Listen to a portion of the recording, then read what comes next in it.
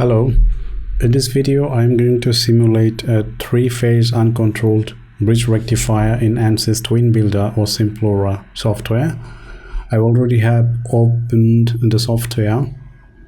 In order to create a new project, let's click on New and a project is created. Let's rename it as B6U. Now the project is created, but still there is no design. We need a Simplorer design to insert, and we have the workspace now. I would also like to rename the design as B6U. Now to build the topology, we need to import the components, and these components are in the component libraries on the right side. First, we need to select a voltage source. We need a diode. For that, I will go to the semiconductors system level. We have the BJT, diode, GTU, IGBTs, all types of semiconductors. I'll choose a diode. And finally, I will take the passive components, a resistor, and an inductor. I'd also like to take an initialization block so that I can define my variables there and use that in the schematic, and that is in Tools, Equations, and FML init or initial values, and Control D in order to fit all of the components into the screen. So I will just name the initialization block as variables. To insert a new variable, click here, and first I would say our source voltage to be. Now to define a variable, I need to click double colon or colon is equal to. Now I need to choose the value of the voltage. I would say like 2000, 2 kilovolts. And if I want to show these values on the schematics, I need to check this box. I also choose some other variables like grid resistance. I would say 1 milli. Grid inductance, also 1 milli. Load inductance, I will call it LD and take as 2 milli. And load resistance, I will call it RD, is equal to 10 ohms, for example. And as previous, if I want to show them on this schematic, I need to check these boxes. So they're ready. Now if you click on the diode, double click on the diode, then you see the properties of the diode here showed, like forward voltage, bulk resistance, which is, so to speak, the forward resistance during the on state, and when the diode is blocking, it's given to be 100 kilo ohms. Now I can also define these variables externally and link the block to this diode. Sometimes we need to change these variables which come in handy. For that I will go to characteristics and take an equilibrium line, equivalent line, and here we also have the same variables as in the diode, like forward voltage, bulk resistance, and reverse resistance. Now I can say element type, and I would need to type it equal1.val exactly as it is written here, equal1.val. You can connect it using this pin here, but since I typed it already inside a diode, we don't need to show the pin. So the option would be like, if I show the pin of the diode for the characteristics, we could connect it like this. But imagine yourself having a quite complicated circuit topology, and that it should be a messy situation. So what I like is not to show the pins both here in the diode and also in the equivalent line. Outside the output, don't show it. So it doesn't matter where in the schematic this component, sorry, go back, where in the component these values would be, it will be red. Saved. Now to build the bridge circuit, I'll take as a copy of all of them. Okay, 3, 5, 6. Now I will order. Now I will rearrange the diodes according to the natural commutation sequence. So it's a D1, I have D3 here, D4 should be here, D5 here, 1, 3, 5 on the upper arms, and 4, 6, 2 on the lower arms. 4, 6, 2. Now to connect them is quite easy, just click on the terminals and the components will be connected. Now if you connect these two terminal diodes, D1 and D5, and D3 is in between, it will be automatically connected. Same here, connect them. Now let's start from the voltage source. I will rotate it with Ctrl R. I will hide the name. Since we need a sinusoidal voltage source for the grid, we will select the time controlled, and from here we can select what type of signals we need. We need a sinusoidal one. Amplitude is, if you remember, I defined Vs, which is actually the three-phase line-to-line effective value, or the RMS value. But the source here is single phase, and we can specify here RMS value as well.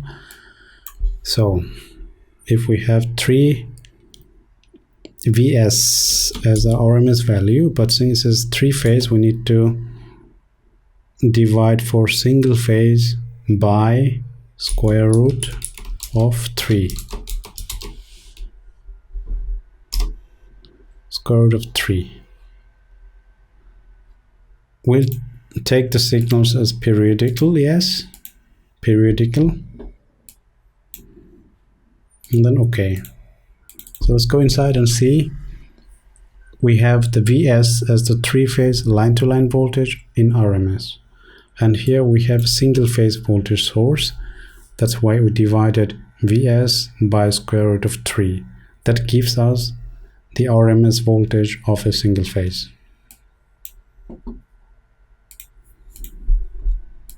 Now here it was with no phase delay. Since we need a symmetrical voltage source, we need to copy it twice.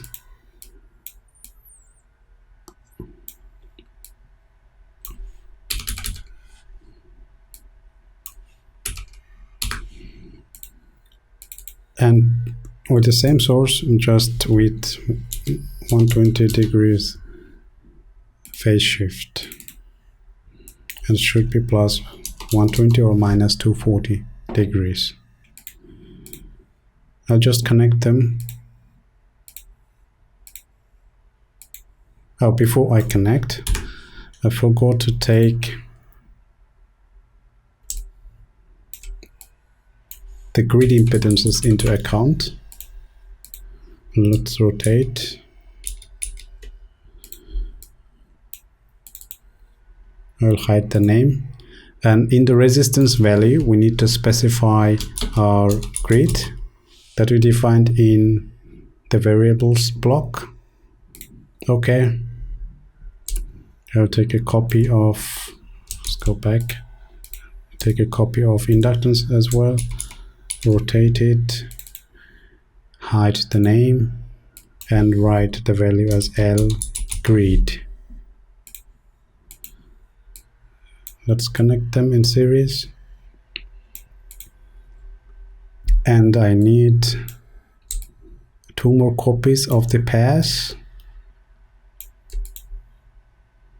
Let's connect them.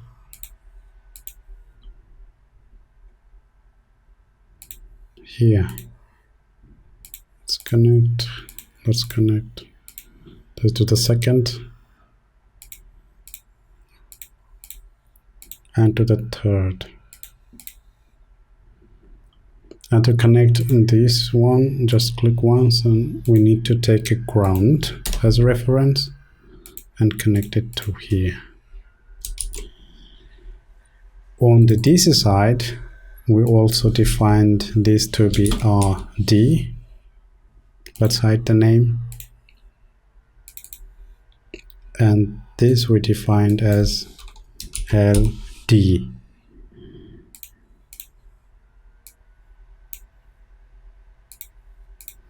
Let's connect them as well.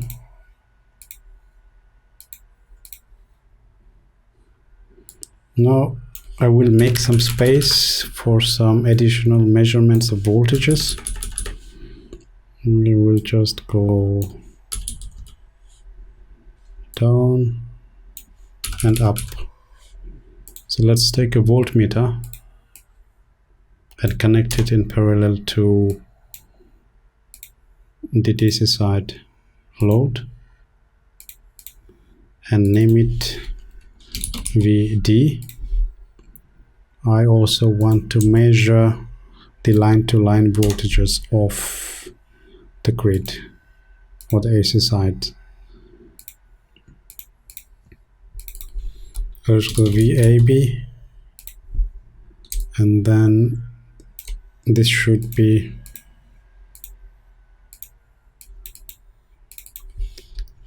VBC,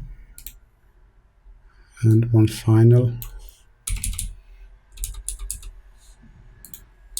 would be, let's rotate it for, it is VCA. It's here. So minus is connected to A, plus is connected to C.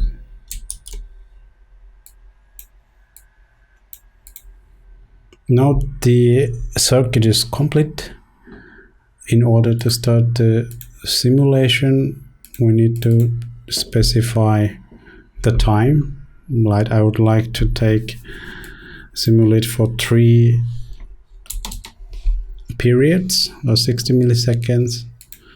I will take 1 microsecond as H mean, as the minimum time steps, and maximum time step as 10 microseconds. Let's run analyze and see the results. Once the simulation is complete, you should see a message in here, Simplorer, or it's normal completion of Simplorer on server and local machine.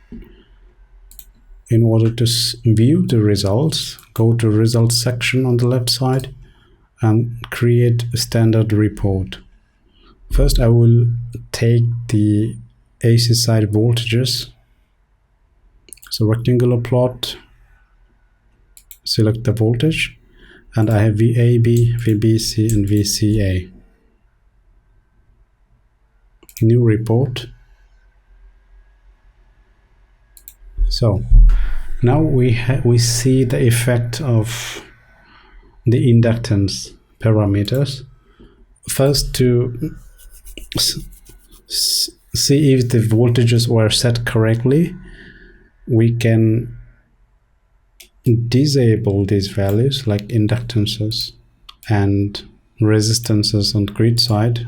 I would say it's shorted, and same for this. Let's disable them. Let's open. That means on the DC side we already open circuited, and on the AC side they're short circuited. So what I did is actually keep the effect of the impedances on the AC and DC side out of the simulation. Let's rerun and check if our voltage is the same as is specified here. So there's a completely sine waves here, and if we want to make sure that the values are okay, then let's go to the marker, add X marker, take one to the end. Let's take another marker. So I will check from peak to peak if we have, let's take 1 period as enough. We have 20 milliseconds, so the frequency is okay, and we also need to make sure if the voltage levels are also okay. So for that I will right click on the screen and trace characteristics, go to all. Now remember, we defined the three-phase RMS voltages, so we need to go to RMS. So we selected RMS, this one, and as value let's take only X markers as range, and add trace characteristics. So now as you see, for 1 period of the voltage we have 2.005, 1.99, so it's approximately or almost 2 kilovolt, and frequency is 50 Hertz. That means our setting of the source is correct. Now I will still leave the effect of the impedances on the grid side out of the scope and just activate. Now before I activate, I want to show the open circuit as an unloaded case of the converter output. I can also use this same window here and add the trace simply. It was VD. Now if I apply trace, then other traces would be removed. What I need to do, add trace, so we can see the DC output voltage on top of the input AC voltages. So it's clear from the DC output voltage is that DC output voltage is simply overlapping the line-to-line voltages 6 times in 1 period. So we still have the same X marker. So if we had a range of 20 milliseconds, we see we have 6 pulses. Let's count them. 1, 2, 3, 4, 5. 5 full pulses, and half from here and half from here. So 6 complete pulses. And the length of each pulse should be 20 milliseconds by 6. That is 3.3 milliseconds. So it's 3.3 milliseconds of the DC pulse.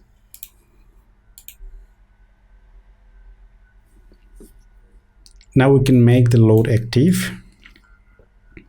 So activate and rerun the simulation.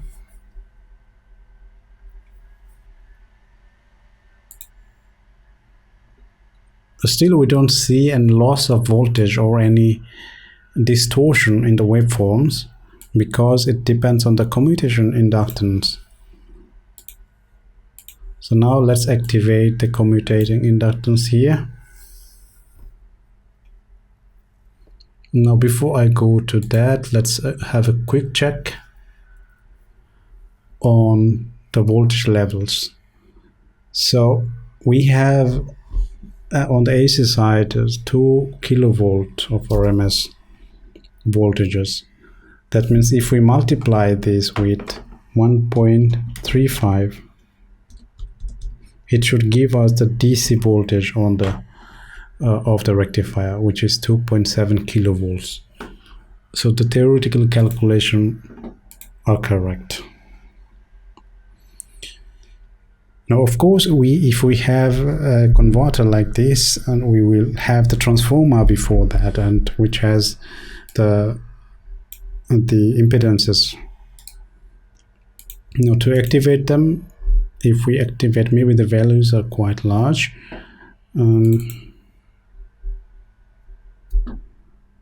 Because the grid side is actually the combination of the grid and the transformer or any other current limiting inductors or choke. It depends on the design, of course. I'll take 0.1. Now you see, every time I need to see the results and go to the results sections, we can also make it quicker. So for example, I want to see this voltage, right click, probe, and we can show what we want to see, like the DC voltage. So I want to see the DC voltage here. And also, if I double click here, I can add another or as many variables as I want. So here I would go for, again, the line-to-line voltages, add trace, and I will also see. Now, let's run it first. So there's a quick view here. In order to see them in details, we have to come here. So this part is the effect of the inductance, where they are lost, this part. If I want to show the load current, I can again click here, go to the probe, and say, for example, see the load current to R1, and this is here. You can of course rearrange them, reposition them in the schematic as needed. So that's it for this tutorial. Thank you for watching.